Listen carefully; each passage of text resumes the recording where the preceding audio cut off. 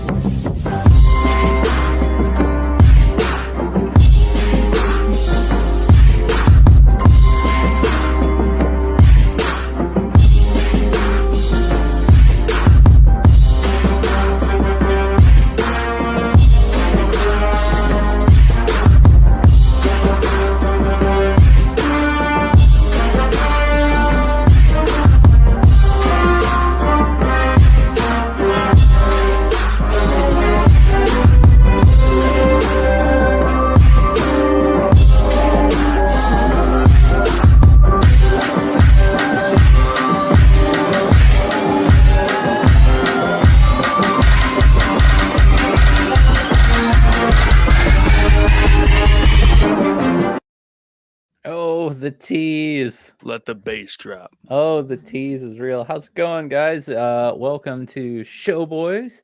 We're here again, another Thursday, another episode.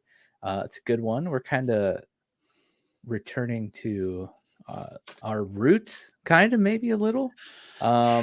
Excited for tonight. Joined with my good friend Nick. How you doing tonight, sir? I'm doing good. I forgot how stacked that beat is. Yeah. And yeah, I feel bad that we like kind of hardcore teased there, but that was already like a minute 40, like 40 seconds longer than our normal intro.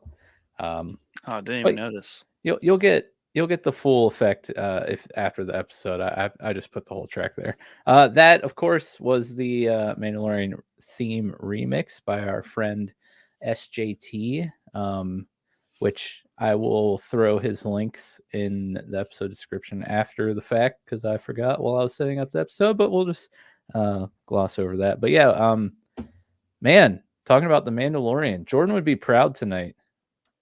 He'd be proud because Would he be? We're being hyper vigilant with our very current on topic. Finale was today, technically, right? Last night, midnight. Today. Oh, it comes on to. Oh yeah, Wednesdays. Yeah. Okay, well, here I was thinking we were doing it the day of, but nah, we're not that good. Yeah. So yeah, how you doing tonight though? I'm doing good. How are you? I'm all right.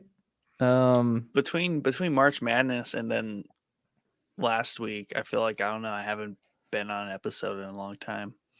I think I just like have forgotten. Like March Madness is just kind of a dark spot in my life. I think all the stress at the end, like just buried it for me. Yeah, it was a lot. It was a lot. Yeah, I'm doing all right. The oldest child had her first soccer practice tonight, so I got home a little bit after 8, and then was rushing around doing bedtime, getting down here and getting things ready. So I'm a little frazzled, but frazzle dazzle. Yeah. A little razzle dazzle, frazzle razzle dazzle dazzle razzle. Yeah. So tonight, well, before we get into anything, shout out our top tier patrons, Tim B, Yusuf H, and Joe C. Thank you guys so much for your continued support. Joe C. All of our other patrons, you guys are awesome too. Thank you so much for supporting us monthly. If you are wondering what Patreon is or how you can support us, you can go to patreon.com/showboyspodcast and check it out. But essentially, it's a way that you can sign up to support us monthly. From a range of price points starting at just $1 a month all the way up to $10 a month, and each tier has different perks and benefits. So check it out. And if you're able to and want to sign up, that would be amazing. We appreciate it, and it means the world to us, and it really helps us out. But yeah, tonight we're gonna be reacting to and breaking down season 3 of The Mandalorian. Going back, the first companion series we ever did, Mandalorian. What's responsible for my finally diving into Star Wars. So yeah, should be fun. I'm excited to learn some things. I know you got some stuff, like a timeline and whatnot. That'll be fun to go over. Yeah. But yeah, so like, what have you been watching or playing anything before we get into it? Yeah, I've been I'm weaning off the Dragon Ball Z a little bit. Started working through the DLC on Kakarot. But got back into Red Dead Redemption 2, moving through the story there. I think about halfway through that game. And doing like a mission of Age of Empires like every other night. Get that's like a solid hour. So been trying to spread out a little bit after March, which is just all Dragon Ball Z and March Madness. Nice. So, you've been watching anything? Well, I've watched more than that. Last night, went over to neighbor's house. We watched Clerks 3 for the first time. Very good movie. Very good. Yeah. Very good cap on that trilogy. I've heard it's good. Yeah, it's very good. Kevin Smith is quite brilliant. Yeah, he catches a lot of flack, but I tend to like his work. Yeah, that flack is nonsense. And then Jury Duty on Amazon Prime. After we watched Clerks 3, they introduced me to that show, and it's quite interesting. It's done in the style of like The Office. Mm-hmm. Everybody is in like um, impromptu method. Yeah, I can't think of the type of actor that is. Improvising? Yeah, improv actors. Right. So they're all improv actors, except one person thinks they really are in jury duty. And they're all just kind of like acting around him. And the guy who plays Cyclops in X-Men, Mm-hmm. newer one, he's like an actor that shows up who has jury duty, and he like recognizes him. So there's just always this weird like office like stuff going on around this dude who thinks it's just normal jury duty. So everyone's in on it except him. That's funny. It's quite funny. That's pretty funny. Man, what was I think there was just a show. I think it was called Trial and Error or something like that. But it was you said Jury Duty and Office, and this is like a law office type show. Mm-hmm. It's like some lawyer from like New York gets sent to some really small town in South Carolina to like defend somebody, and then ends up opening his own office down there. And then it's just like, you know, Parks and Rec in The Office, but it's inside this lawyer's office, and it's really, really funny. That's cool. It's cool. Anything else? No. I think that's about it. Might be something sprinkled in there. I feel like the wife and I tried to watch something, but she's mostly been watching all those trashy like dating shows. Love is Blind's back. That, and then Perfect Match. But like all she says is like they kind of have careers just going on these different shows, which really seems to like, I don't know if that adds to it I think just adds to how nonsensical they are versus them being any better. Like, you know what I mean? Like they're not sitting around and be like, oh yeah, we should totally just keep reusing the same people. That brings quality to the table. No, that's just, you know, that person's got a lot of Instagram followers. We're bringing them back. That's rough. Yeah. Dad's been watching Love at First Sight, apparently. He also said he's been playing Super Mario Odyssey since his kids left their Switch at his house. That's clutch. Awesome. I don't think I've been watching anything outside of required material for the podcast, just catching up post March Madness. I had to catch up with The Last of Us, and then after that I had to catch up with The Mandalorian. So my watching has not been very eventful. Playing, I did make a trip to the library 2 days ago. Picked up Octopath Traveler for like the 4th or 5th time. To beat it again? It's a or to long just game. beat it? Okay, I haven't beat it yet. Okay. But it's a long game, so I'm probably halfway through, or maybe a little over halfway through. And then I picked up Tactics Ogre Reborn, which I probably won't even get to because Octopath is huge, and that game is huger. But I grabbed it anyways, just in case. Aside from that, I've been playing Cat Quest 1 and Tales of Iron, both animal-related hack and slash RPGs, oddly enough. Both really fun. Working through Pokemon Black, a randomized version of that ROM for a top super secret project that's going on that I just may or may not have done some work on last night. So you can keep your eyes open for that. Yeah, that's pretty much it. Dang. Stacked. Yeah. Yeah. My son's super into The Bad Batch now. That's kind of like his go-to show when there isn't a new episode of The Mandalorian. So outside of watching The Mandalorian, Nice. every episode of The Mandalorian 3 times before the next episode, I think we've completely gone all the way through both seasons of Bad Batch since like it ended. Oh wow. Yeah. He likes Omega. Omega's cool. Perfect. Well, let's just get right into season 3 here. So what'd you think? Just your general thoughts. How does it stack up with the other seasons? You know, I think the other 2 seasons are better cohesive like TV/stories, right?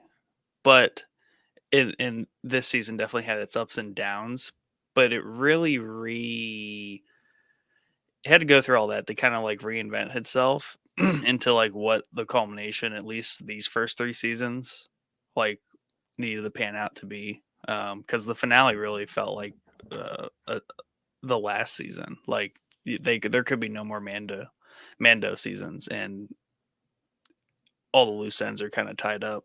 You could just make a new series at this point. That's how it felt. And even though there were definitely like some like weird spots like throughout this season, like it definitely lost a little bit of its like polish for some reason. The good things that it did really kind of just stood out to me, especially on rewatches. Because it's all about Mandalorians, like not just like Din Djarin and Grogu. This season was a lot about Mandalorian culture and them kind of like reclaiming their way in the galaxy. Because we're kind of looking at the Mandalorians as like non-existent, right? They're kind of like a disposed culture, who otherwise have been a very significant culture in Star Wars history forever. So the Empire nearly broke them, and this is them kind of redeeming themselves. And I just think it's really cool. We can get to it later, but this season also just pays incredible homage to like the Old Republic, Knights of the Old Republic games, and like the exposition around Mandalorian culture. There's just like certain scenes in here that just really just grab it, and they just dial in on it, and it's really good. Nice. Yeah, you'll have to you'll have to dig into that a little deeper later. Yeah, I think the episodes where they were progressing like the main story were pretty cool, but I feel like they were so scattered with the typical like standalone episodes, like side quest missions or whatever, that it's still just really like, I guess, Star Warsy. Because I mean all their series kind of do that.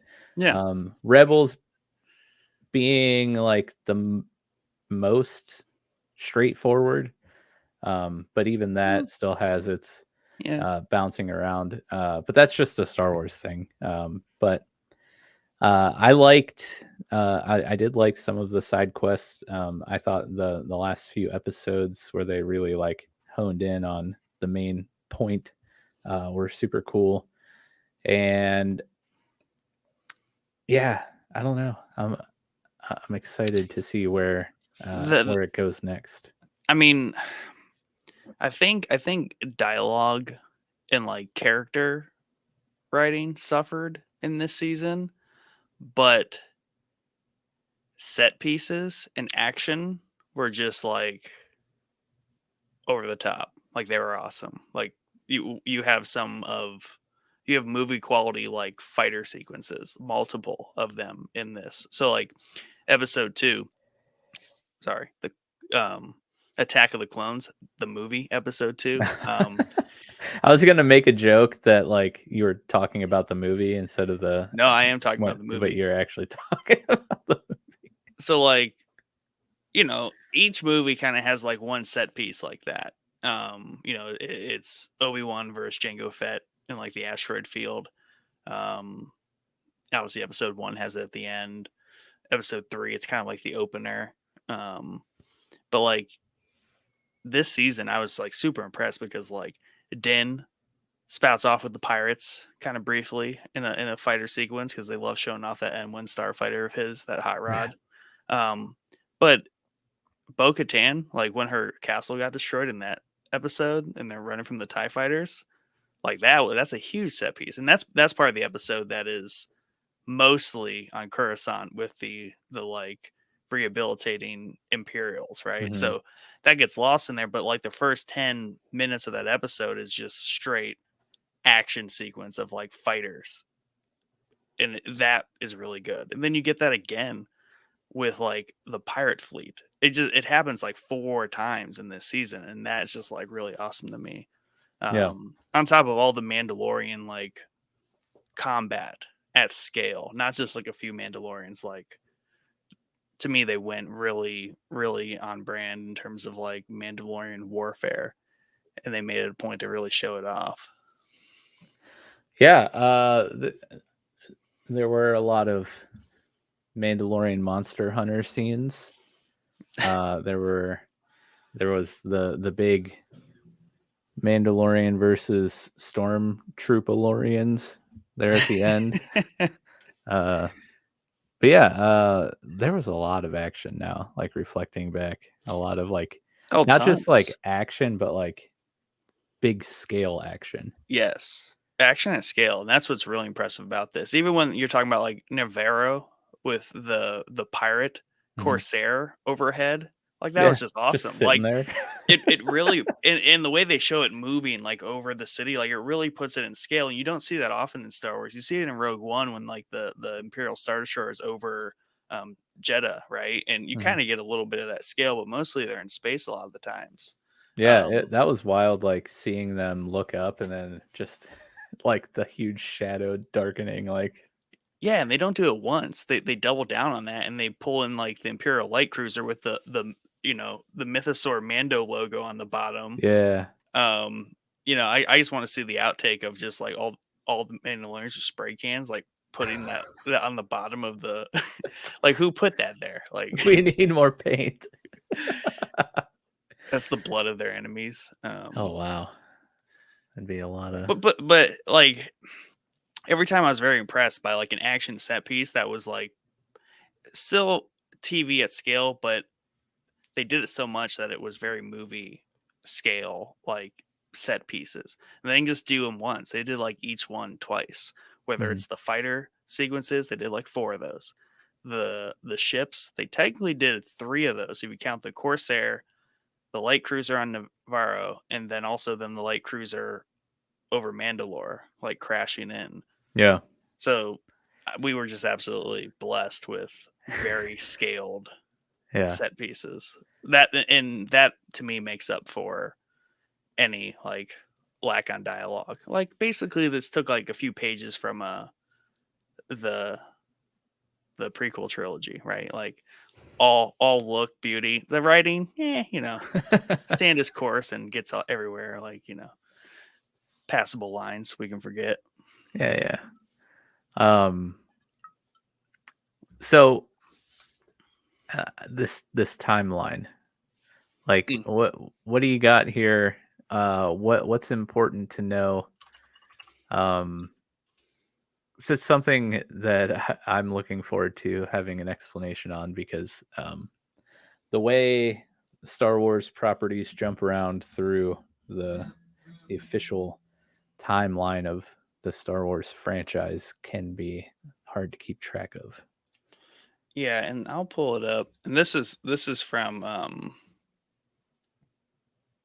the Star Wars Con or whatever they had, Star Wars Day, like in The Europe. celebration thing. Yeah, the Star Wars celebration. I'll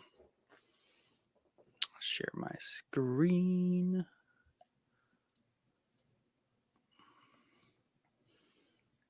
And you can tell it's like a picture from there. So, Yeah.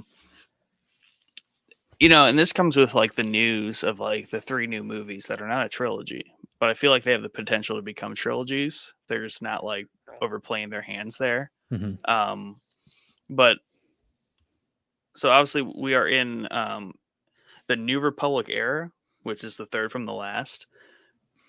But it's also the Mandoverse, which is kind of weird, right? Because we haven't really seen a ton of the New Republic. The Mando series here is like introducing the New Republic expanded stuff. Otherwise we haven't really, we don't have Rangers of the New Republic, which I think Din is going to become. Like they could basically say there is no Mandalorian. The next series is Rangers of the New Republic, and it's Din Djarin being a Rangers. Boo. That's how this I don't ended. care how much flack I'm gonna get. Bring Kara back. Right. We need that show. Come on. It's just funny how they set that up to allude to that. But for some people's complaints, even though I do think it was good, I still did enjoy it. The New Republic stuff that they had in this season. Mm-hmm. I did like the Imperial defect concept. And yeah, it was interesting. Toward the after that episode, and then when we got to see Moff Gideon and General Hux's like dad, I guess, unless I don't think that is actually General Hux, but I never knew his first name, so maybe that is him. But he looks like the same age or older than General Hux in the prequel or the sequel trilogy, so I'm not sure. I feel like that's like his dad or something. And then in the sequels, we see like his son being General Hux with Kylo Ren. But that's super cool because they are setting up this first order, right? Like where they came from, putting context around them. It's super interesting how we have kind of Moff Gideon being this like rogue element, because it's kind of like warlords and different factions of remnants of the Empire. Yeah. But kind of in the background, we have Ahsoka coming out in August, which is dealing with Thrawn. They mentioned Thrawn in this season. They did. And Thrawn is out in the unknown regions, right, with Ezra, presumably. But in the original Thrawn trilogy, and even in what they're going to do, like they can't change Thrawn too much. They've changed him a little bit, but the core of Thrawn's story is he escapes to the unknown regions. And as we saw him redo that in Rebels, but with Ezra, he's going to he has kind of like the First Order kind of Sith Eternal connection. And I think that's why Gideon has to ask General Hux, or the Hux character there, for the Praetorian Guards, because those are more like related to the Sith Eternal that we see in episode 9 of the most last movie. So they do a ton of like crisscrossing connections, right? Setting up the placement of everything that's like to come that we know of. Of all of the words you just said, the only connections I made to the First Order is red suits. No, yeah, exactly. That's the Praetorian Guard. So like those red Nick suit Smart, dudes. Mike Dumb. He sees red and he's like, First Order. Yeah, there they are. The red dudes. episode 8, the one that no one likes, The Last Jedi. I think I do have. What are they? Praetorian? Yeah, Praetorian Guards. Even if they have it's blasters? A Roman word. Yeah, they're allowed to have Well, I have a red trooper up there with a blaster. that's technically like a Sith Eternal Stormtrooper. Hmm. That's a Sith Trooper. A little different. That's a Stormtrooper on steroids and in red armor. Man, But it's also confusing because we see other Stormtroopers on steroids with Gideon. So there's a lot yeah. of layers of troopers.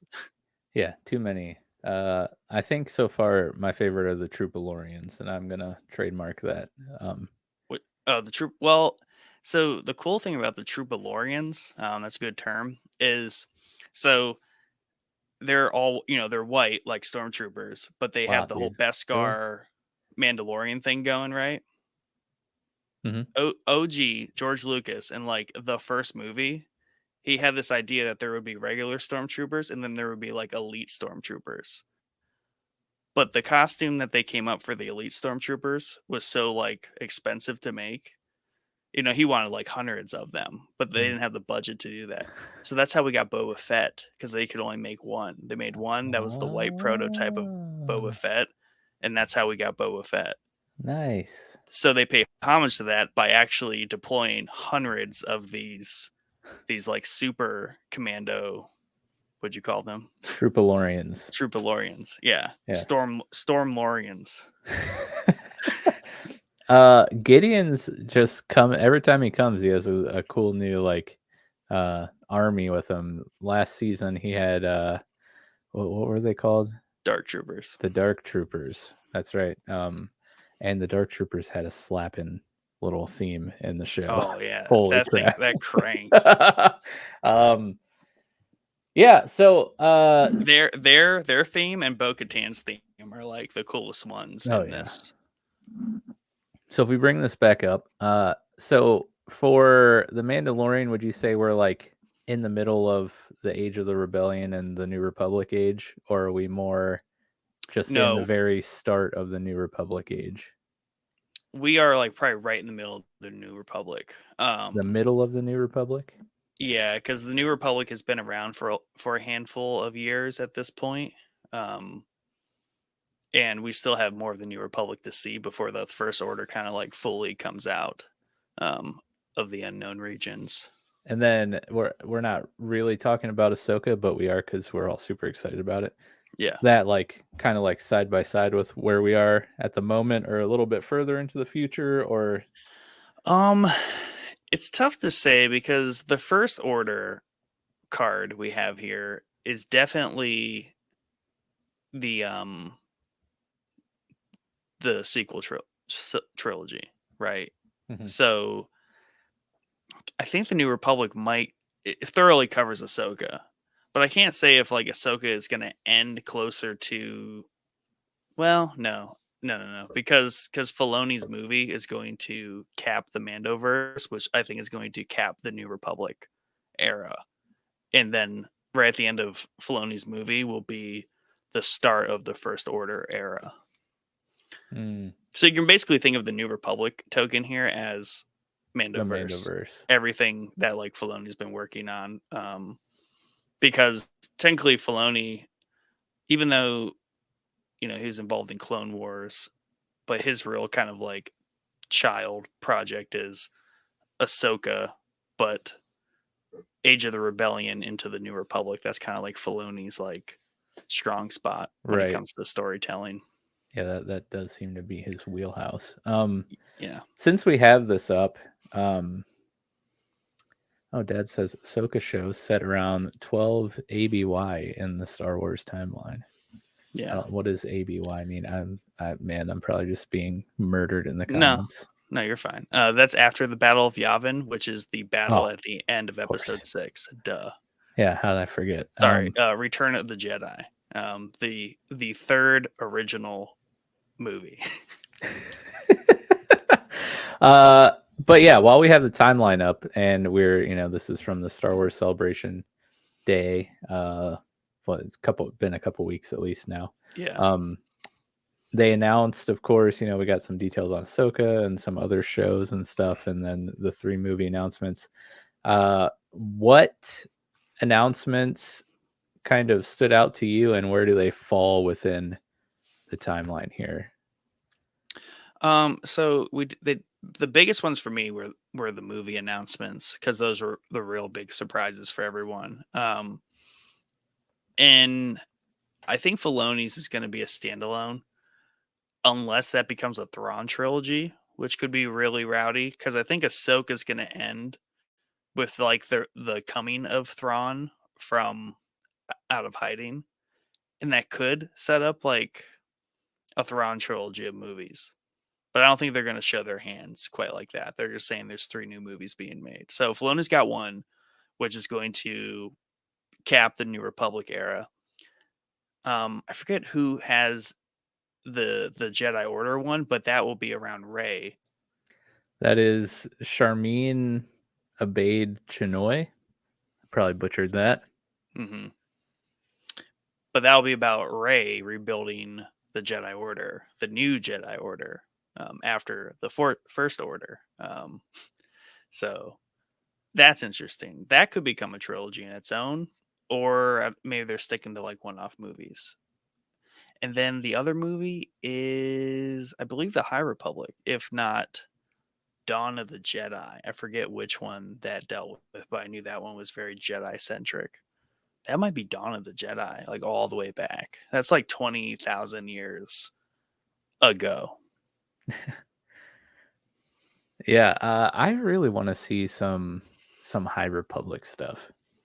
It's all books right now. Yeah. The Old Republic is where it's not, at, man. Is it the Skeleton Crew? Yep. Or a different show that maybe isn't named yet, but has Jude Law? Yeah, that's Skeleton like, Crew. Is that the like Star Wars True Detective type? I mean, it's not going to be like as mature as True Detective, but it's like almost a detective styled show. That one, if that's the one, I'm pretty excited about that. There is of course the Acolyte, which sounds awesome. I think one of the things us Rebel fans were most excited about, speaking of Thrawn, is having Lars Mikkelsen cast, who of course was the voice actor for Thrawn in the show. So that's awesome. I love. All right, I know there's a lot of stuff announced there, and I know this is a Mandalorian season 3 episode, but I'm so hyped for Ahsoka. Seeing Sabine and Hera. I didn't even recognize like Hera as Mary Elizabeth Winstead, who's been in like a million things, and I was like, oh yeah, I forgot she was cast, and I was like, I can't even tell that's her, but I don't care. It's amazing because Hera looks awesome. Sabine looks awesome too. So excited, and then of course we officially saw live action Zeb in season 3 of The Mandalorian. Confirmed because it's the same voice actor for that person in The Mandalorian, that character in The Mandalorian, and then of course the person who voiced Zeb in Rebels. So like we've seen Chop too in assorted things. We've seen the Ghost in Rogue One flying around in the background. So like the Rebels crew, they're all there, and we're gonna go find Ezra. Oh, it's gonna be great. Yeah. So if that's so Ahsoka's in 12 ABY. Skeleton Crew is 9 ABY. When is Mando season 3? I don't know.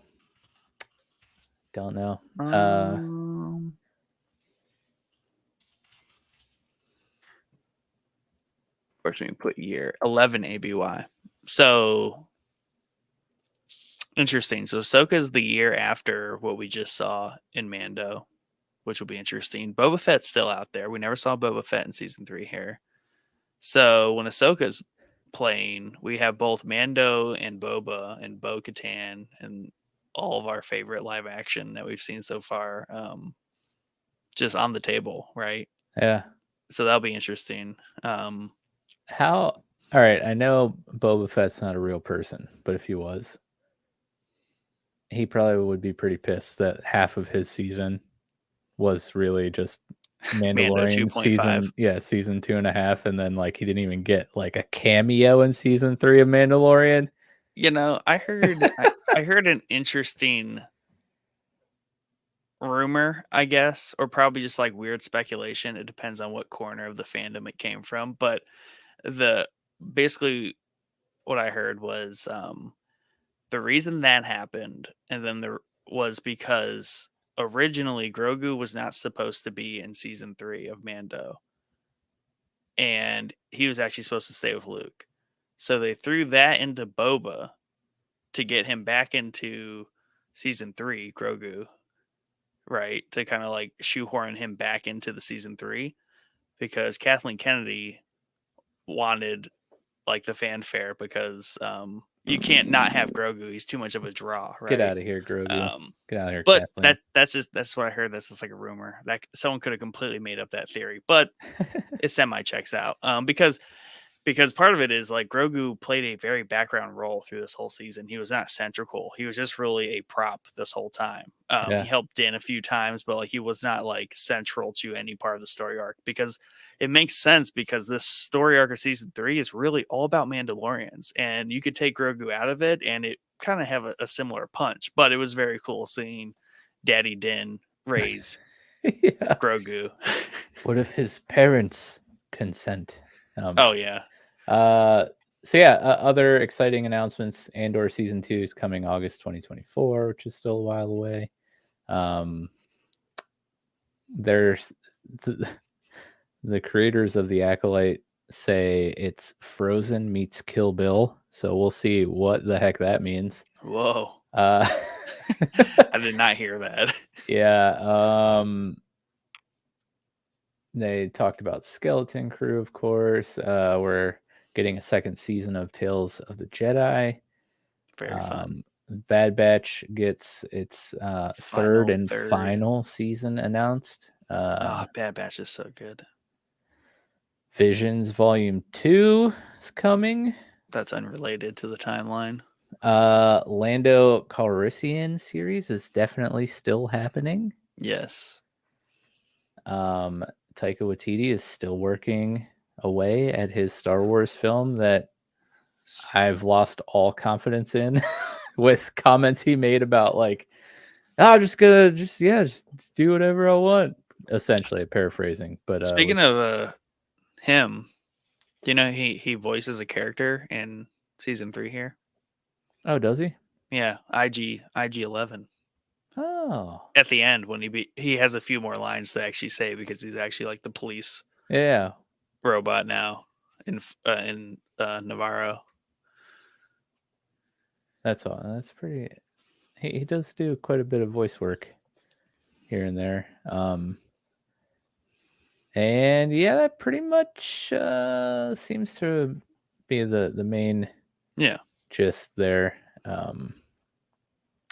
Yeah, so we've gotten a lot of like the newer. Well, it's weird because we've gotten a lot in this New Republic era, but really I think like that should overlap with like the Mythosaur logo because it's definitely like the Mandoverse. Right.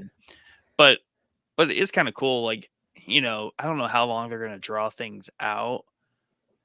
I mean, I don't think Filoni's movie is coming until like 2027. So there's a potential there's multiple seasons of Ahsoka, if that's not confirmed yet. Because, really it is the Mandoverse. And like what the Mandalorian has been about is, the Mandalorians coming back as a culture. Right. Mm-hmm. And Gideon has some cool lines about that in terms of like every culture has something to offer. Jedi, the Mandalorians, right? And he's trying to like merge the best of all of them, the Empire. But they've made a return here at the end of season 3. Like they're a legit culture. They've reclaimed Mandalore and they're somewhat united. Stupid Darksaber's gone. That thing's just like a problem. Rip. Now it's not a problem anymore. So but only in that we've seen like sprinkles of the New Republic, right? Yeah. So I think at some point they need to have a show that like shows more of that. But is that show going to be good if it's just going to be like 8 episodes of what episode 6 that was when we had like a complete detour? Or that was like episode 4 or something. You know, it was a good detour, and it's like all political office intrigue, right? Is that the one with Jack Black? No, Or no, is no. okay. The one where it's like the Imperials. Oh, being, the rehab yeah, essentially. and she Yeah. like tricks the doctor Yeah. into, and she frames him and all that crap. You know, this like subterfuge that like the Imperial remnants are doing on the New Republic, and the New Republic is really just this like shitty shell of a government. It's a bunch of dingbats. Yeah, well, clearly, I mean, the New Order just showed up and just like whooped on them in like Yeah. the newer trilogy, but it kind of checks out because even the meeting, like the Shadow Council, where it's like Gideon, Hux, and they talk about Thrawn. It's like they're semi put together, Yeah. especially when you pull in the random wild card factor that the Sith Eternal are out in like the unknown regions. It definitely makes more sense how, you know, the First Order could just kind of appear on their radar. And you have the one rebel pilot constantly like, stuff's going on out here. We're not paying attention. We're just being like dumb bureaucrats and like pushing Yeah. paper. Yeah. We And got that Zeb guy flying over here. Like he can do some damage. Let's use him. um yeah, that guy, that ranger, not great with dialogue. He delivers important dialogue very badly. Yes. um so what is that? What the heck is the Sith Eternal thing you're talking about? What is So you've seen or the remnants or what's the phrase you keep saying? well, there's Imperial remnants, which is like kind of what we currently see, like Gideon, Yeah. the warlords, just like the random like Imperial factions trying to like hold shit together after the fall of the Empire, and they're just kind of like hiding out in unknown space or just like the Outer Rim. But the Sith Eternal are introduced in Episode 9, the movie. The last, or that's not the Last Jedi. That's Force. What's the last movie Rise called? of Rise of Rise of Skywalker. Skywalker. Which really shouldn't that have been like the first movie name? I feel like they really made the names of the movies confusing. Oh, yeah, you've seen it. The stinking like all it's all switched around. Like Yeah. it's all backwards. Um, but the Sith Eternal is where what Palpatine was hanging out, right? On Exegol out there, and there was just all those Sith like chanting and like he and Han over him as like they fought in the arena, all that jazz. Yeah, that's And they right. had like 1,000 Star Destroyers with like super lasers on them, just like ridiculousness to the max. So it's just basically the remnants of Sith. Hey, they like all emailed each other and they're like, "Hey guys, it's not looking great. Let's go Yeah, hang so out in the outer rim or whatever."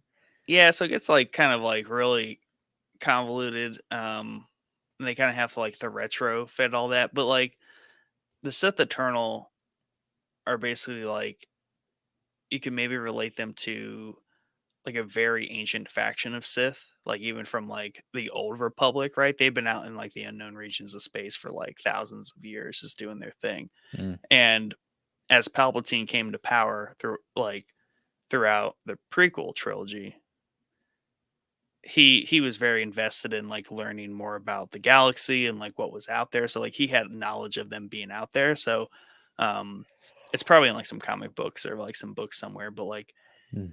he goes and finds them, right? Yeah. Darth Vader's aware of them, but no one else is really aware of them. So Palpatine is always written to have these like backup plans, and he's always like thinking real meta while everyone else is just like thinking real basic. Mm-hmm. So they're just like this shadow faction out there of Sith, you know. Nice. Excuse me.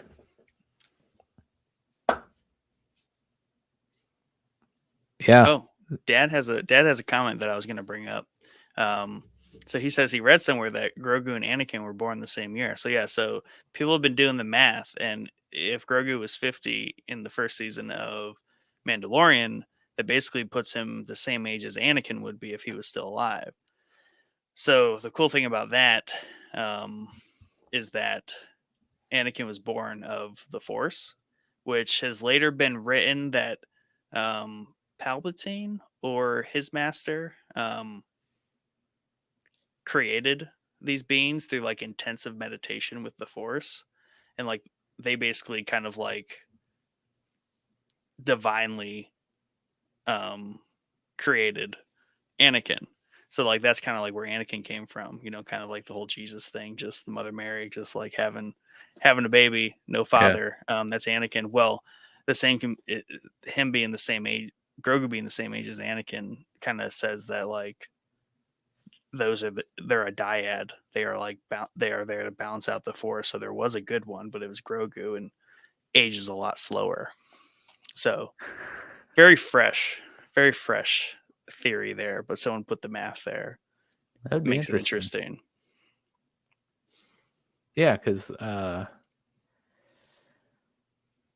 Yeah, because who would be the one to balance out Anakin? So that'd be interesting. Dad also had a comment earlier when we were talking about like how the Mandoverse essentially, by the time we get to Filoni's movie, has like all these like 9 existing characters from these shows. Like Boba and Mando and Bo and Ahsoka and the Ghost crew and all that. He said, "You think they'll all merge into a movie or a show since they're all so close in the timeline?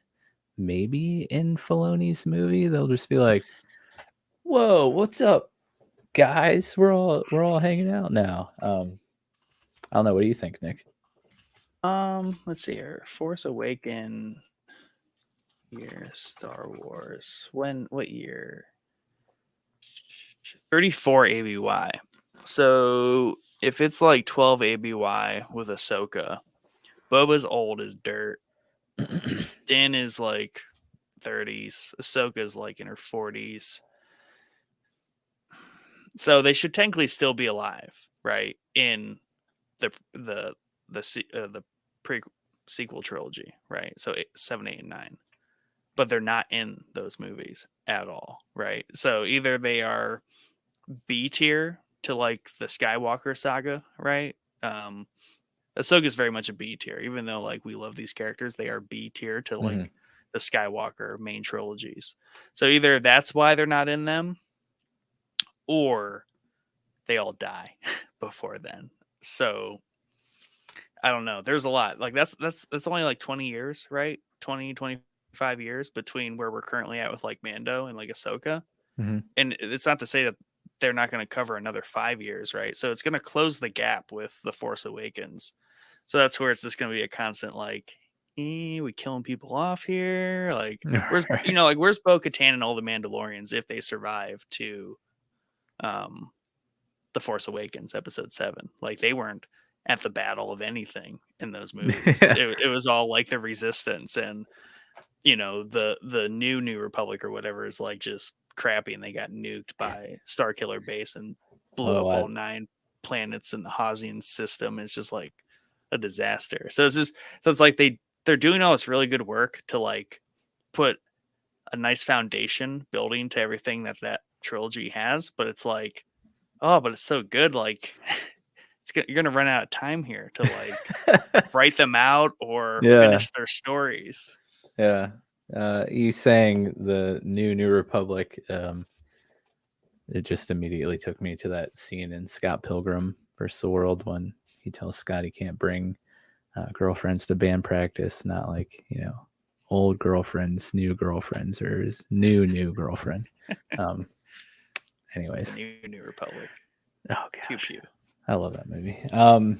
Yeah, I love all the stuff they're doing like in between these trilogies. It's busy. They're busy. And even things that they did like with Clone Wars within that one trilogy specifically. Man, it's the power of a series, what you can do with a series, which we love so much. And I love how this franchise in particular, you see Marvel doing the same thing now. DC is going to be doing the same thing. But using both movie and series together to tell the same like overarching story. Mm-hmm. Just super cool. What a time to be alive. Oh Yeah, no, I mean, I watched 4, 5, and 6 like nonstop, like when I was back in the '90s, right? But my son gets to watch like Bad Batch, yeah, Mandalorian, right? Like Ahsoka will come out, and he'll watch that, and it's just all there. I like had Empire Strikes Back just on like perma play, and like just had to wait for it to rewind to like restart it. So yeah, it is a crazy time to be alive, and I mean, you weren't a Star Wars kid, but I was. So like just how much runway I got with just like 6 movies. And then it wasn't until what 2011 when Clone Wars came out. Like then Clone Wars was just like this decade long blessing of Star Wars content. And then it disappeared, short little hiatus, and then the new trilogy, and then just this explosion yeah. of content. They're like, oh yeah, this prints money. Why are we This not? money printer, activate, turn on. Yeah, so you want to get into some like specific season 3 stuff, or do you want to jump into Mandalorian culture, or like what do you want to tackle exactly here? Yeah, I do want to talk about the Mandalorian culture aspect of this season. It's so strong and so prominent, and I love it. And they didn't exactly like invent the armor and her like cult thing. Like they call it a cult, and even Bo-Katan's like foreign to it, but that's because you have to remember Bo-Katan comes from like the Clone Wars era and like that Mandalore, right? When Mandalore thought they were a peaceful civilization, like her sister was all like, no weapons. And Obi-Wan loved her and all that stuff, Yep. and she ended up dying, blah blah blah. Watch the Spoiler. animated shows, guys. They're so good. Yeah. Yeah. Basically Obi-Wan had a girlfriend, guys. But they never made it like Facebook official. They just like silently dated. Yeah, then she died. Rip. And then she died, Spoiler and alert. he was very sad. But so the cult, right?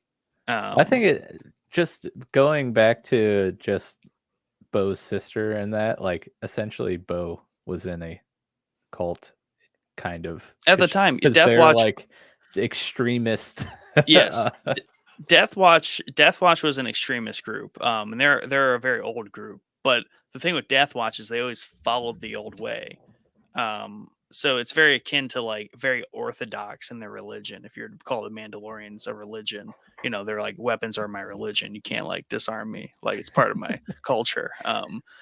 So they are a cult, right? That's what they call them, but really they follow like the actual Mandalorian creed. So that's why I kind of like don't really consider them a cult. Like they legit follow the way of Mandalore, like the original.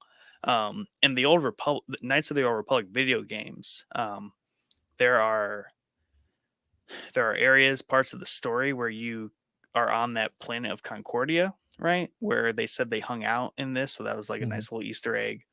Um, that's like a moon of Mandalore, where Yeah. they sent like the exiles. It's kind of like Australia for Mandalorians. They sent all the real gnarly ones there. Yeah. And in Knights of the Old Republic, like there's just like setups, right? Because that game's kind of like a MMO of sorts. So you just have like NPCs doing stuff and you interact with them. There's just like a compound in the jungle where they're just like training.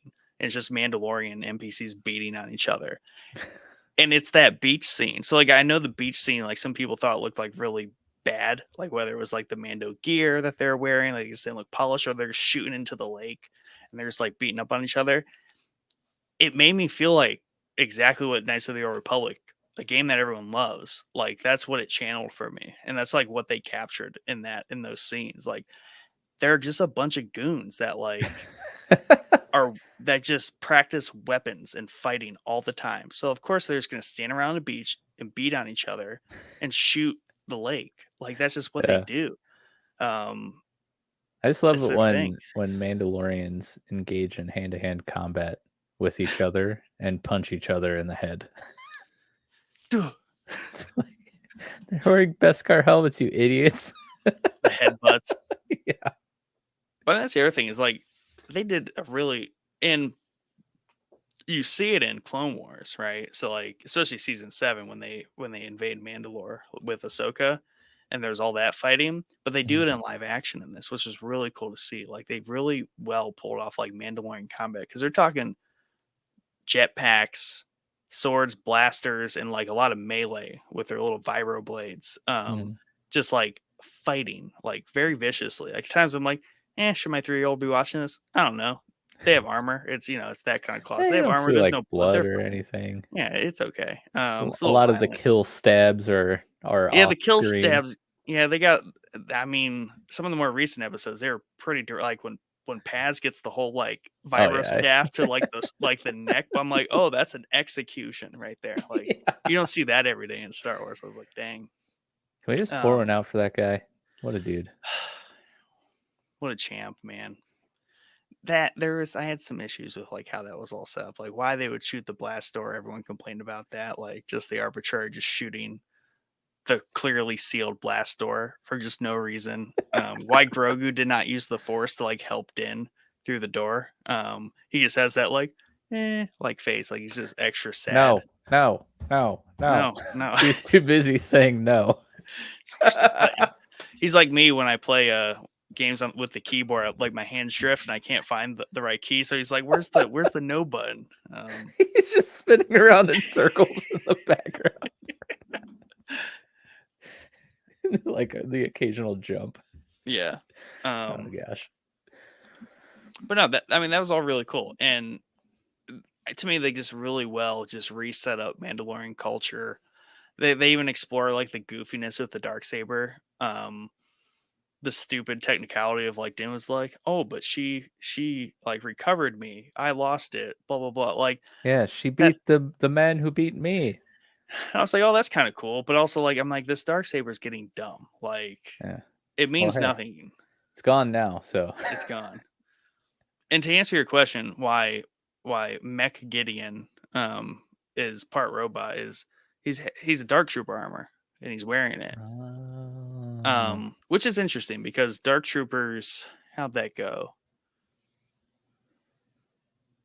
Because that's from the game Dark Forces, is where Dark Troopers are from. Because the last season they were all droid. They were droid, all droid.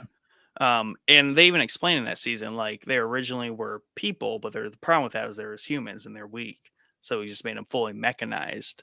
So like, but he kind of like took a step in the other direction. He's like, I'm going to put myself in one and I'm going to be like soup. And if you think back on Rebels and Clone Wars, he's got like the horned Maul kind of helmet that Gar Saxon had. Like he's just looking rowdy in that thing. He's Gar Saxon on droids. I love it. Mech Gideon. He's droided out. Mech Gideon. Yeah. Gideon. Yeah, I loved the Gar helmet. It's super cool. Because he's even, not the same like red and black color scheme, but he was red and black. Yeah. More black than red, but definitely was cool. Can we talk about who the spy was? Yeah, so we know never really like was put out in the open yet. I mean, I know it's not the end, but yeah, that was crazy because there's so much speculation on the fact that it was called Spies, and we knew the obvious spy for Gideon. And there's a lot of illusion in that whole like that Shadow Council that's what Gideon like deals in, right? Is like secrets and spy information. So it was very implied that there was a second one, and it was either Wolves, however you say his name, the the Mando that Bo-Katan beat up for command. It's either him, the armor, or even like one of those skiff Mandos. On the surface of the planet, which would make sense too, because I was like, well, why? How would they not know there was like a freaking Imperial base like they're just skiffing around the surface. Like eventually you're gonna come across the crevice or see a TIE fighter like Right. flying out, right? So like that checks out. But then in the finale, like Armor's like just jetpacking, kicking ass. It was weird because she was flying to the ship with injured, but then somehow I don't know what happened to those injured people she had on her drop ship. Because like at the end of episode 7, she's flying up through the storm, Yeah. but then at the beginning of episode 8, they're all like, "Let's Everyone's fly flying this way." down. Let's fly, Yeah. and then she's like, "All right, I'm out. Let's go." They had some of that handy Grogu first aid spray on the Yeah. ship. Here's a jetpack and a blaster. Just hang back and like shoot. Here we go. Baby Yoda. Ready out there. Baby Yoda is the spy. Plot Yes. twist, baby. Yeah, so I just thought that was crazy that they completely didn't capitalize on that. Gideon's not dead. His clone is alive, the one that woke up. So that's how he'll come back in season 4. How do you know? Because all the goop tubes exploded. Yeah, but the one woke up. He just like exploded sure. the goop tubes and made them all like, you know, in theory aborted them. But if one was alive enough to live on, you know, survive falling out of the goop tube, all good, man. I'm glad You know what that I mean? the goop tubes returned. Yeah, the goop tubes. So the goop tubes weren't for like Palpatine or anything or Snoke, right? Like we Yeah. thought about in season 2. They were for just more Gideon. Gideon like really likes himself. That dude is super into himself. Which is fine because I like the actor. So yeah, he's awesome. Yeah. I think if they end up in season 4, like paying off the spy the thing. lack of spy reveal in a cool way, then I'll be cool with it. But the fact that they called the episode Spies or the Spies, and then like there's one obviously made an allusion to like the armorer with Gideon having Beskar armor now and the Troopalorians, like, okay, where did that just randomly come from? Like you were saying in Discord. Now, but then she just turns around and helps them all, which could still be part of her like grand spy plan, right? But like there was absolutely no like payoff for the spy-ness. So that's kind of a letdown. Yeah, and I mean I've seen stuff where like maybe Thrawn's more in the background dealing here. Like maybe she actually works for Thrawn and Gideon's just more of like in the way. There's so many ways it could go. It's hard to speculate. But yeah, it's super weird that they didn't really kind of move forward with that. So it'll be interesting. I don't know. I can't think of like another spy option out of like those kind of like 3, but like what their purpose would be. It was Din because he wanted to just beat Moff, so he spied on himself to Moff. I guess, except for he's like Thanos, being Thanos, and like Navarro, like just retired by the pond in their little shack with Grogu. Yeah, it was just super cool. But like that's what I mean. I was like, are they done with the Mandalorian? Like, I don't need another season now. Like, they kind of resolved everything. Yeah, now you could just have Bo-Katan. Like you just have Bo-Katan, which series. Is what we talked. They almost did our 2-season Mandalorian anthology idea that we talked about. Yeah. Because they could have. Oh yeah. I mean, essentially, this season was mainly about Bo and her. Yes. Re-establishing her leadership. But they could have just made it all about Bo. And the like Din's story could have been complete because he completed his mission. And season 3 could have just been the Mandalorian - Bo. And then season 3 and 4 can tell that story. And then season 5, we get the Mandalorian, insert new Mandalorian character that you tell their story. But instead, I guess every season we're just going to end as if the show is over forever, and then we'll just get another random season that tells another story. using all the same characters. Yeah, and technically, Cara Dune's character through dialogue, right? They said that she went off and joined the New Republic and was doing stuff with them. Mm-hmm. Um, so Hey, no body. She's not dead yet. Didn't see right? any So body.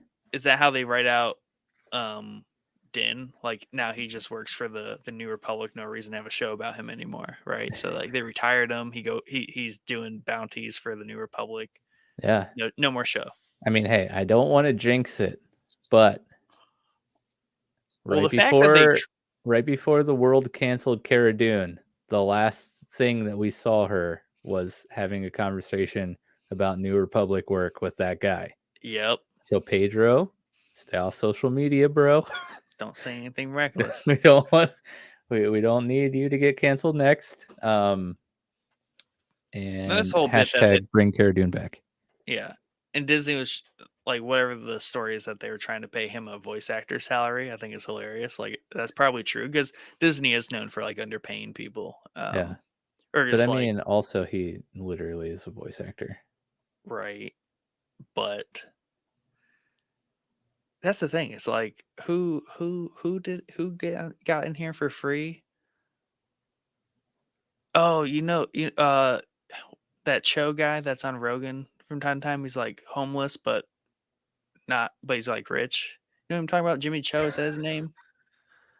I have no idea who you're talking about. Oh, A dude. homeless rich dude? Yeah, he like doesn't have an address. He doesn't live anywhere, but like he's kind of like Joe Rogan, but like a drifter version of Joe Rogan. Anyways, he was saying that he had he was in in season 2 in the fighter ring, like the opener. He's like a background character in there, and they like tried to pay him, and he was like, no. Like Disney was trying to pay him because he like wrote this like backstory for his character, and he just had like a line, and he like learned like a Star Wars language to like say it all. Super invested, but they tried to pay him, like Favreau and stuff. And he's like, no, don't pay me. He's like, then I would have to pay taxes. He's like, I'm homeless. I don't have a job. Don't pay me. But I'm rich. Yeah. So but he like straight up just denied. He's like the only person to deny a check from like Disney. He's like, don't pay me. I'll have to pay taxes out of income.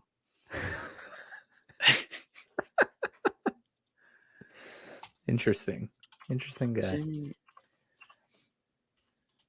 No, okay. Any other moments of season 3 stick out to you? I actually really did like Jack Black's character in that episode. I thought the episode was pretty interesting. The premise was kind of a unique and I thought interesting premise of like this rogue security officer, like the citizens. It's almost like Wall-E, but in Star Wars with like violent droids instead of just being obese on a spaceship in space. Yeah, and it's kind of good exposition on like a culture of people that don't work, right? And they're like highly dependent on the workforce of droids and like how just like fragile that is. I mean, it's good exposition on that kind of thing because it's true. I mean, like you're kind of very vulnerable in that kind of society. Yeah. And like, what's the point to some degree if you're not like working? It's just always leisure. But to me, it was a cool side mission to get to. But what the point was to get the Mandalorian fleet back, and have that really cool fight scene at the end. The way Mando's fight with just like jetpacks and like knives is just like so fun. They were just jetting around, just like punching each other, just shanking each other in the air. I love the vibrating knives too. It makes me think of the Flash because he'll like vibrate his hand and stab people and stuff. Yeah. Anyways, but no, that was a cool episode. And they were using like the old school droids to just be like a labor force. There's like the droid bar. Dude, I know. I was just about to say when they go into the bar and the barkeeper is like, yeah, and that was a good stitches, bro. That was a Dallas Howard episode. Yep. She stretched it there. She rode the line of like, this is highly suspicious. Like, good or bad. Especially when it starts off with the whole like Romeo Juliet, like Corin, Mon Calamari, like Oh kiss yeah, thing with the tentacles. Like they open with that. I'm like, where is this going? Like this is just so bizarre. yeah, and they just crammed as many cameos as possible in that Yeah, episode. yeah. I It's was like, like, oh, Jack Black. Okay, here's Lizzo. Okay, here's Christopher Lloyd. yeah. And I, she just takes that episode and like stretches it as far as she can without it being like a complete train wreck. Like that could have easily been a horrible episode. And it turned out to be like a manageable episode, right? yeah, Wasn't my favorite, but it definitely wasn't. I did not like it. Um it was definitely interesting, especially when you have the whole like Bo Din like dynamic going through. Like there's like, what is this place? Like this place is dumb. And it really gave me the whole like legit like westerner like cowboys in the big city vibe, mm, right? They're just like some gunslingers that show up in this place that is completely foreign to them, and they're trying to yeah. make sense of it. um Very, very interesting conceptual show I episode. perfect character for Jack Black. Oh yeah. And he was a ex-imperial, right? So he Oh had the yes, yes, little, yes. That's right. not Star of David, but like they all rock this like little badge that makes Yeah. them stand out.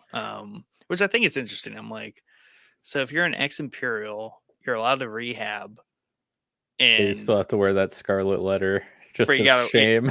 yeah, you gotta just like wear that so like people know, just like to be Yeah. wary of Hey, you. just remember that guy was kind of a douche at one point. Yeah, yeah, and yeah, there's that whole thing because even in the Bad Batch, the whole when they go back to what's her faces, like the who gives them all the jobs, man, what's that Oh, character? yeah. I forget what her name is, but I know it, the reptile Sid. lady. Yeah, they go back to Sid, but like she totally like turns the like hiding Jews over to the Nazis, like exactly what that's from. She totally rats them out. It's just Yeah. like, sorry, I had to tell you I had to tell Yeah. the malicious dictatorship that you guys are here and flush you out. They just didn't have like a floorboard scene, but they kind of did because that's how she escaped through the roof. But Yeah. anyway, lots. The Empire stuff is always really cool when they So, draw back to reality. where does the Bad Batch sit in the timeline compared to Mando?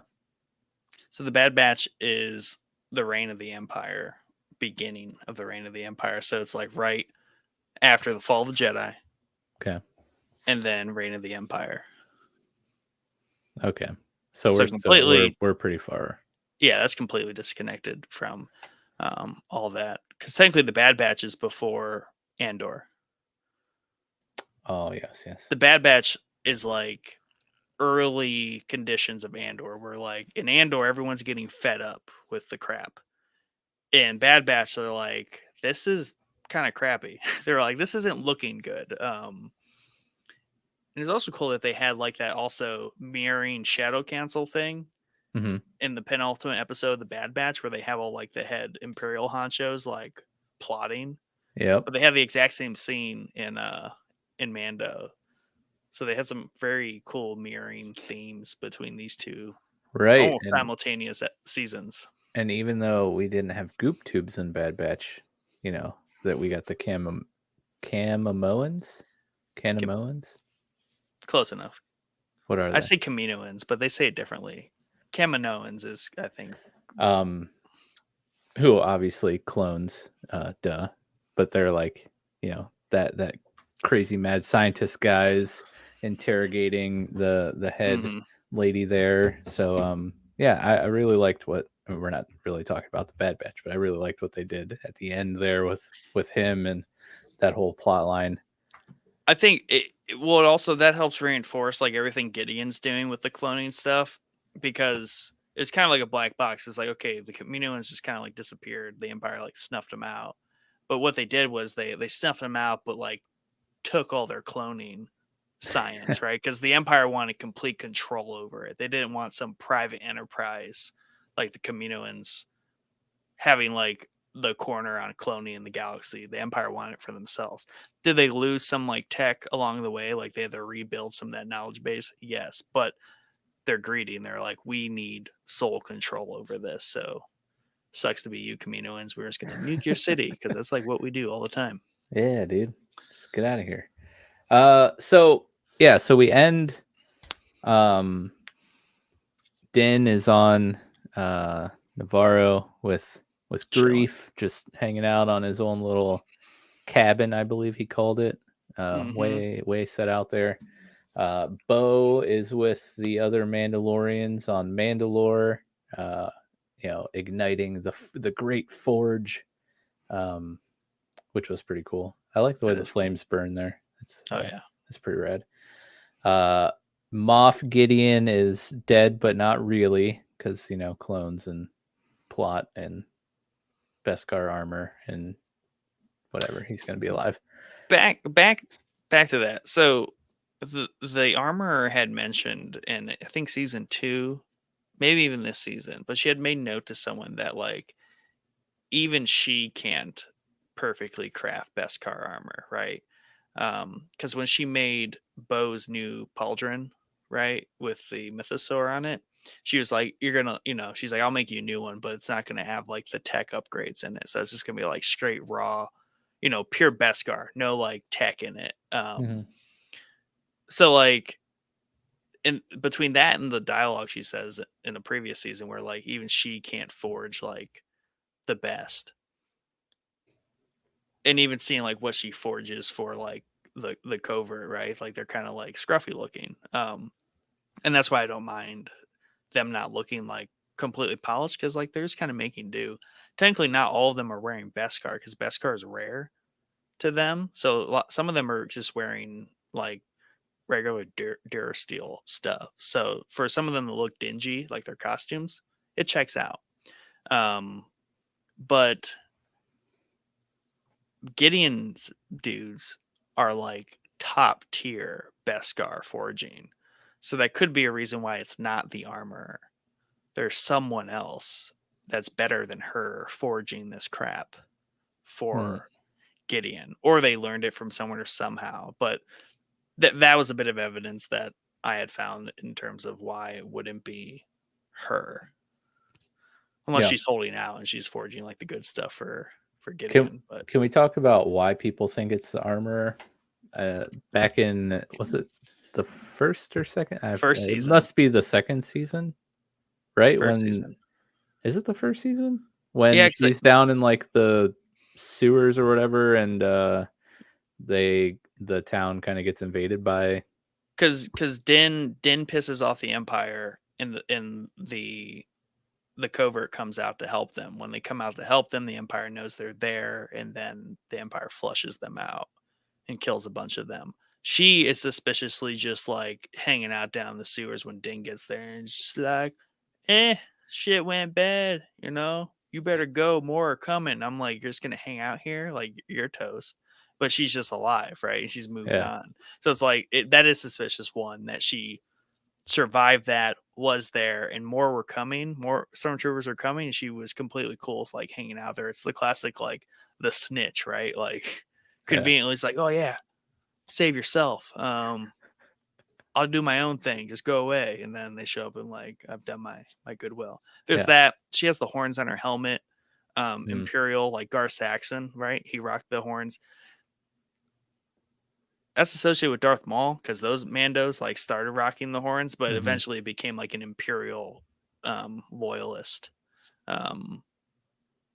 thing that they rocked the horns. So she has those horns. They're not exactly like Gideon and Gar Saxons, but they are some horns up there. Her being the only known forger of Beskar, right? That's the obvious big one there. Yeah, and then and the way they set her up in the penultimate episode of like, hey, I'm gonna take the wounded up to the fleet while you guys get your shit kicked in by this ambush. Yeah, and they focus on her. She's just flying straight out. It just they set it up to appear that way. So maybe that was just misdirection, but I think there's some other stuff too. She says some like, someone called out like what she on the skiff when they're having kind of like the whole, around the campfire sharing their history. Hmm. She says something kind of weird about like the Death Watch, and she's like, they're like no more, they're like scattered or something like that. But someone was saying how like that was like suspicious the way she like phrased her dialogue there. Um, but yeah, she's just sus, from the get go. Yeah, I do love when she goes into battle and she's just like every time she fights, she's has her like prongs and the hammer. Doesn't she grab someone's helmet with the prongs at one point? Or am I imagining that? I don't know, but she definitely smacks people around with that hammer. Oh yeah. um, She's got the dwarf thing going, just like a hammer and like yeah, like just a forge smither, and she's just yeah, like battle axing people. yeah. It's pretty rad. Yeah. So, uh, Gideon's kind of dead, kind of not, probably not. Um, we have that mention of Thrawn there in the Shadow Oh Council room, of course. Foreshadowing and alluding to the events to come in Ahsoka, of course. Um, what else is notable to pay attention to or keep in mind going, into the Mando off season here, that we can kind of expect to be built on in season 4?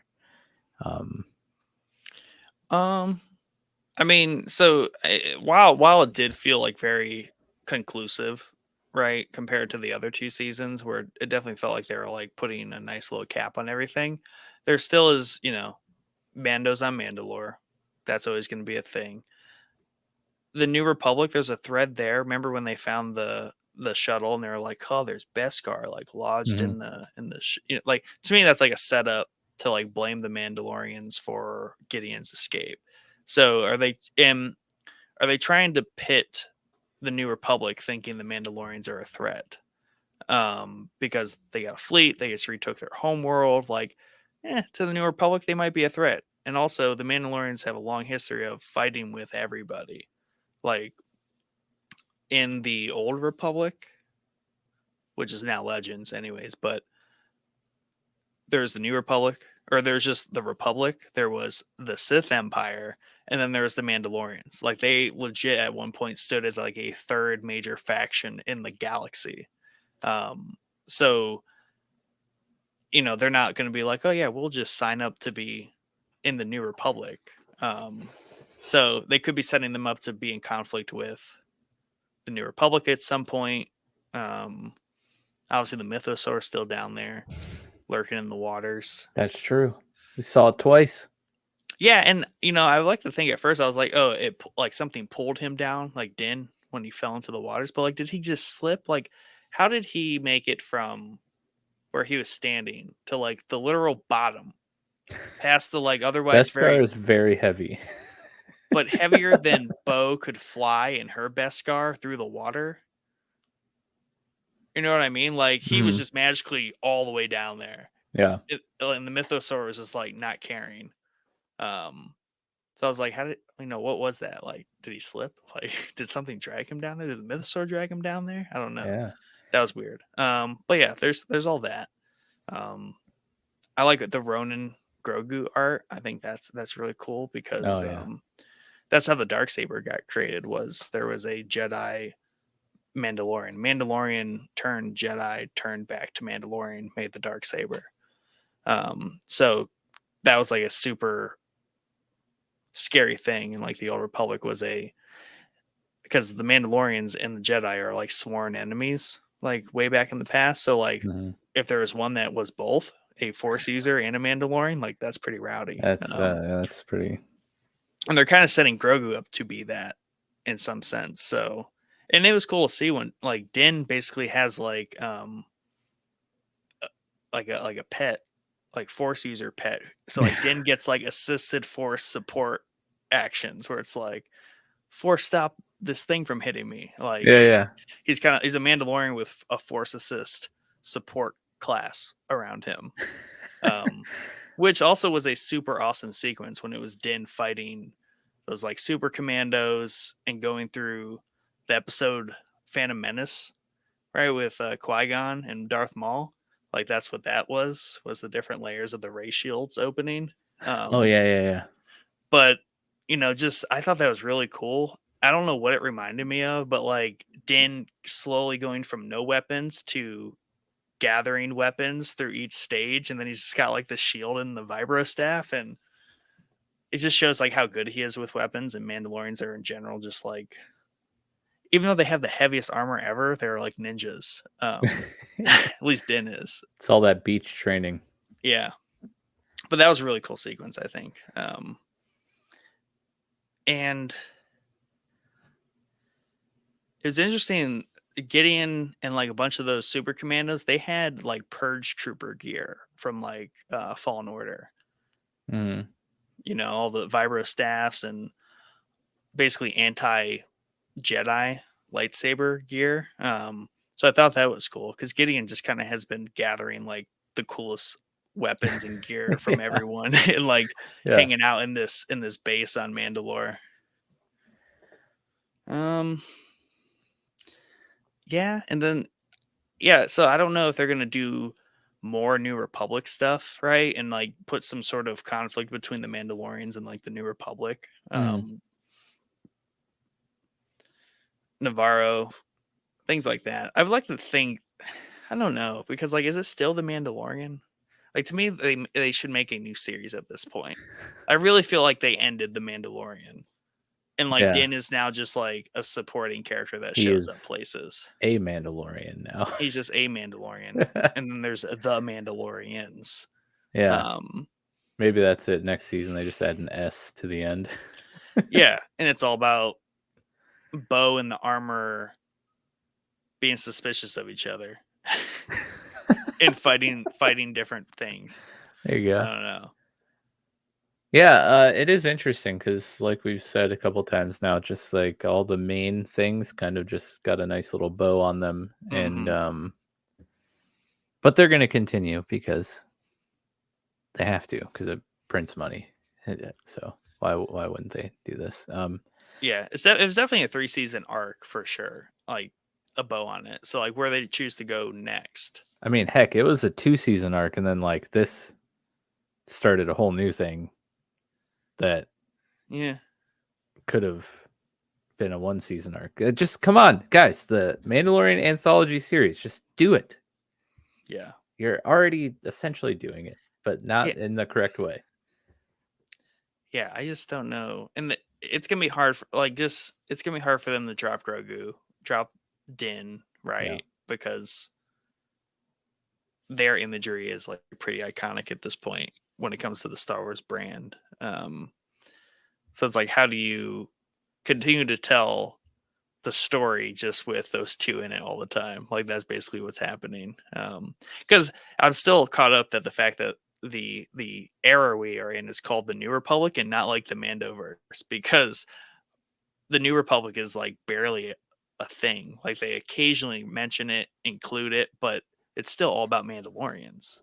Yeah. Right. Otherwise, we've gotten very little exposition on the New Republic. We just know that they have a shitty imperial infested government that later into the next trilogy gets like nuked by the Starkiller base. And they were really kind of a real shitty government. Like nothing really good about them. And which is crazy because we went from like the age of the rebellion, and the rebellion's like sweet because they took down the empire, and then they were just like, that'll never happen again. Yeah, we're just gonna be in rebels, and the next time we're gonna be relevant is when we become the resistance. So I don't know. I'm not really impressed by the New Republic. Well, hopefully their best guy has the worst like delivered dialogue. And then they have Zeb, who just like does nothing. Like yet. I didn't think it was Zeb just because I was like, Zeb wouldn't just be like drinking at like some base. You don't know that? I guess he's retired. Like I mean, Ahsoka's clearly not with the crew. Yeah, but that's the thing. Like this is 11 AB. This is 11, year 11. In year 12, Ahsoka, Hera, Chopper, Sabine are all like partying and like doing awesome things. Zeb is what? Hopefully he goes like they just forgot about Zeb. Well, He's where's like I'm Kanan? just Oh, Kanan died. Or sorry, spoiler. spoiler. Yeah, I don't know. Maybe Zeb just after Ezra. This is just some massive Mike speculation here. After Ezra was captured, the events of Rebels, Zeb is just like, I can't go on because Ezra's like his little bro, his little non-furry bro, and that just devastated Zeb, and he's already one of the last, if not the last of his kind. And he's like, you know what? I just can't go on in the Ghost with the crew. Just reminds me of Ezra too much, and he retires. But he's like, you know what? I still have that fight in me, and deep in my soul, I have to do what's right. I'm Let's gonna go become an join the New alcoholic Republic. X-wing fighter. Yeah, I'm gonna go drink my sorrows away when I'm not out there arresting Imperial scum. Where did And where did they leave him in the epilogue of Rebels? I don't remember. I don't know. I feel like I know everyone except him. Like, yeah, well now you do because I just told you. wow. And then Rip Zeb. Ahsoka is gonna stop by the New Republic saloon there, and then be like, "Oh, Zeb, is that you? Man, what happened, dude?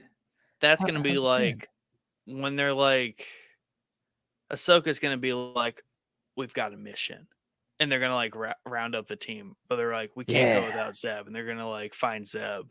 Yeah, he's just gonna And be then like drunk, passed out in the corner of the saloon. in bad dialogue, X-wing pilot is gonna be like, yeah, you do what you gotta do, Zeb. You need to get out there and stop hitting the water so hard. I can't believe how bad he delivers this dialogue every time he talks. I'm just like, how did you get? He's gonna be in Ahsoka. I'm calling it right now. He's gonna have a cameo in Ahsoka with Zeb. Oh gosh, they're gonna pick Zeb up to like gather the crew. Yeah, and then at the end of the season, he's gonna offer a gig to Ahsoka, and then Rosario Dawson's gonna get canceled. That's just gonna be the trend of every one of these Filonaverse shows. Filonaverse. That dude is just the curse of potential spinoffs. Yeah. When his character gives you a New Republic badge. Yeah. Other than that, the action is just top notch in this season. I love it. All the set pieces are just great. Yeah. I thought it was super sick seeing what was his name? The dude who drove the ship into the hole on Mandalore. Hole in one, by the way. Great piloting of a burning, exploding ship. Axe Woves. Axe Woves. What a name. Yeah. But yeah, seeing that just like come crashing down was super epic. Episode 3 style, Anakin on the cruiser when they crash it at the airport in Coruscant. Yeah, but yeah, really good aim. And like, I was like, either that ship is smaller than I think it is, or that the crack in that where that base was is much bigger than it was, because he just like hits it like perfectly, but like they're fighting on that platform with Gideon and it's falling behind them, and I'm like, dang. Like, yeah, it just didn't crush everything around it. Like that's some serious structural integrity of that base. Yeah, and it's just like it's an already burning, exploding ship. It's insane anything survives. So like Grogu held that like force shield for a long time. Yeah, he has a lot of mana.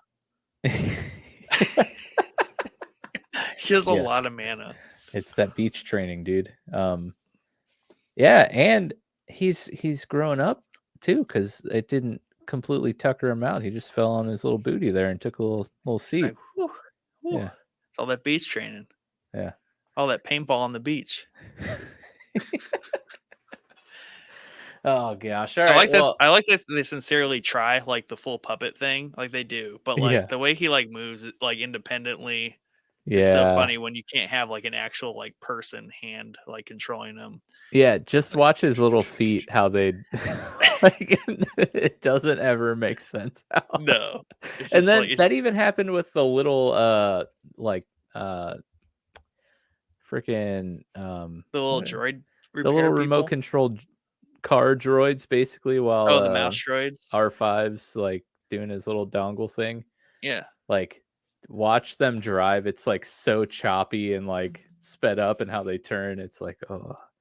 Well, What you're that's doing visually is so great, and then, like, that happens, and I'm just like, "Is the show lagging, or did you no, that spend, I mean like, that's 10 how they seconds move. doing that?" That's how they moved in the original trilogy. So I think they're just sticking to like that. It's just a Yeah. nod to like how it worked. Yeah, just keep that, crappy visual integrity going. Yeah, what else happened? I like the dragon episode where they chase down the dragon and Bo kind of like earns her stripes there. Oh, yeah. That was a cool episode. Um, Watched that a lot of times. My son really liked that episode. Um, They go up in the nest. Ragnar Vizsla, man, son of Paz, Yes. rip his dad. But I like that his name's Ragnar, which is just straight like Viking Yeah. material. Oh my gosh. Has the Oh, that's what I've also watched. did the movie come out? Is it Yeah, I out watched already? it. Oh, man. I need to watch it. You're missing, Was it bro. good? It was it was a It convoluted was a B. movie. It was a convoluted B movie. I would not suggest anyone watch that movie if they have not seen and loved the series. Oh, no, that's not good. It should have been it should have been like a solid 3-hour movie, not a 2-hour movie. They needed Mm, an extra hour to really like make sense of it. They did everything they normally did in that series, but way too fast. mm. Because you know how like occasionally you would lose track of, oh yeah, this person's doing this and they're like double crossing them to do that. They did that, but like at 5x Breakneck speed. speeds. Yeah, and it's just like, oh, okay. And then I'm sitting there like, yeah. Everyone that has the same similar name, totally remembering who's who right now. I was very like kind of thrown. Yeah, rip. Yeah. So Dad says in our private chat behind the scenes here, he says Din will be the ruler of Mandalore. Nope. I don't know. I don't know. He's I just a don't think he has gunslinger, no man. interest. He just And likes working. yeah, and the true and rightful ruler of Mandalore is restoring her rule right now. Bo-Katan. I mean, from Lady personal Kryze. from personal experience, if I was an awesome gunslinger, had like Lil Grogu, and I was in good with like the head of a planet slash like settlement, and he was like, "Hey, here's this sweet spot. You can just like chill Yeah. and just you don't got to worry about anything. Don't got to work. It's like work's just like a hobby. Like Yeah, I dude. should go do a job this week." Yeah. I would totally do that instead of deal with the shenanigans on shitty Mandalore. Yeah, plus he could I mean, let's be real, they're just gonna get married. Come on. Din Oh, Bo. Come on. Din and Bo. That's already That's why he moved out there. He was like, I need to stay away. Like she's trouble. Like he's Thou like, shalt not tempt me. he was like, he's like, I already said way too much with the whole right till your song is written. Like that Yeah, whole like exactly. already said too much. He shot his shot and then he's like, "Oh crap, I can't take this helmet off." What he did is the Mandalorian version of taking a cold shower. Oh man. It's like Yeah, so I just gotta go live over on Navarro. yeah, totally would go that route. Like that's not a bad gig. And I really like this town of Navarro, whatever it is. Like that's a nice little settlement going on. And Yeah, Grief Karga is just like living his best life. he is, and I can only see him as Happy Gilmore's coach. Nope, he's Grief Karga. He is High Magistrate of That's right. Don't you Navarro forget it. Spaceport. I would like more pirates. I thought the swamp thing looking pirate was Mm-hmm. super cool. Yeah, I love the Star Wars pirates. I liked his ship, the Corsair. That's a very cool ship. Cool little bit there. It seems like a large ship. Like that's kind of also too like the Imperial Light Cruiser is actually a pretty small Star Destroyer, right, compared to an actual Star Destroyer. So it's Sure. about the size of that Corsair, and you could see the scale when they like pop the guns out of the bottom. Mm-hmm. Like it's not a massive ship as big as it looks, and also that Navarro town isn't that big either. So like they did a decent job keeping everything scaled. Even like at first I was like, is that really all the townspeople that just ran out into the desert? It looks like a good 40 people. But I was like, you know what? Navarro looks like Probably. a 40 people town. If you Yeah. take out all the like the visitors and um like trader people, that's probably about right. So I was like, they're actually doing a pretty good job keeping things scaled appropriately. Yeah. Um. Yeah. Got anything else you want to say tonight before we wrap up? No, like the season had its ups and downs, but it finished really strong, and I just love Mandalorians and the fact that they just chosen to flesh out this subculture Yeah. in Star Wars that has a lot of good lore about it, and hasn't really gotten a ton of attention outside of like Clone Wars and stuff. So Filoni likes talking about Mandalorians and Ahsoka, like that's his thing right now. I'll take as much as he wants to put out there. Yep. So keep it coming, as long as it's good. August, Ahsoka, which is pretty close. That's just like the end of summer. We're just like right around. We're one season away, basically. Take a little break and then get right back into it. Yeah. So thank you guys for tuning in. Hope you guys enjoyed The Mandalorian season 3. Make sure you let us know in the comments. Subscribe because we're giving away a Switch. So help us get to 1,000 subscribers. Join the Discord. Visit our Patreon, patreon.com/showboyspodcast. You can check out all of our links in a nice, handy, one location here at showboysmedia.com. We can find all of our backlog of episodes and all that fun stuff. But until next time, make sure you stick around here so you can hear the full remix of the Mandalorian theme song by our friend SJT, who allowed us to use this song for a Mandalorian companion series back in the day. We'll see you around. Have a good night.